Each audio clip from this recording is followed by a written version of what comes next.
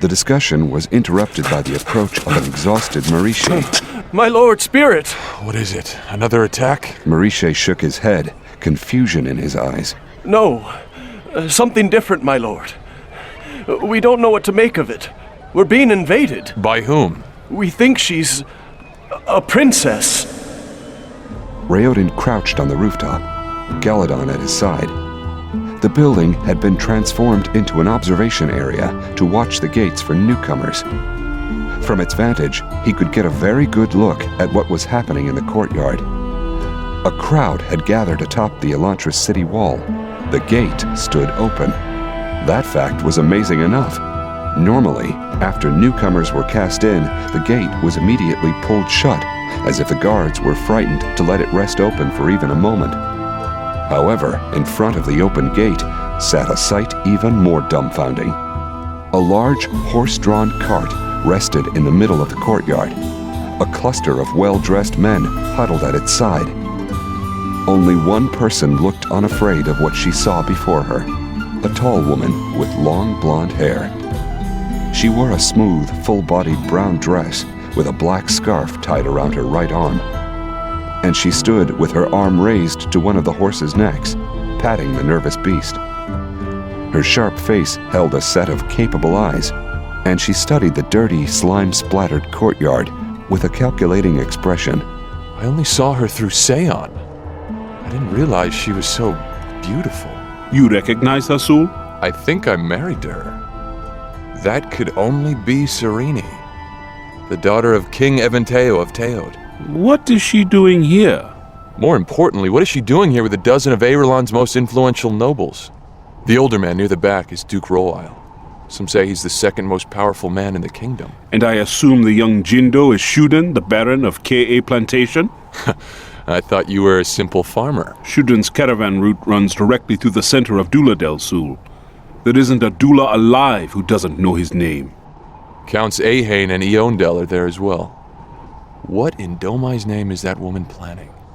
As if in response to Raoden's question, Princess Serene finished her contemplation of Elantris. She turned and walked to the back of the cart, shooing away apprehensive nobles with an intolerant hand. She reached up and whipped the cloth off the back of the cart, revealing its contents. The cart was piled with food. Galladon, we're in trouble. Galladon regarded him with a frown. There was hunger in his eyes. What in Dolican are you blabbering about, Sul? That's food, and my intuition tells me she's going to give it to us. What could be wrong with that? She must be doing her widow's trial. Only a foreigner would think to come into Elantris. Sul, tell me what you're thinking. The timing is wrong, Galladon. Our people are just starting to get a sense of independence. They're beginning to focus on the future and forget their pain. If someone hands them food now, they'll forget everything else. For a short time they'll be fed, but widow's trials only last a few weeks. After that it will be back to the pain, the hunger, and the self-pity. My princess out there could destroy everything we've been working for. You're right. I'd almost forgotten how hungry I was until I saw that food. Oh. What? What happens when Shaod hears about this? Her men will attack the cart like a pack of wolves. There's no telling what kind of damage it would do if one of them killed a count or a baron. My father only suffers Elantris because he doesn't have to think about it. If an Elantrian kills one of his nobles, however, he could very well decide to exterminate the lot of us. People were appearing in the alleys around the courtyard. None appeared to be Shaod's men. They were the tired, wretched forms of those Elantrians who still lived on their own, wandering through the city like shades. More and more of them had been joining with Raoden, but now, with free food available, he would never get the rest of them. They would continue without thought or purpose, lost in their pain and damnation. Oh, my lovely princess, you probably mean well, but handing these people food is the worst thing you could do to them.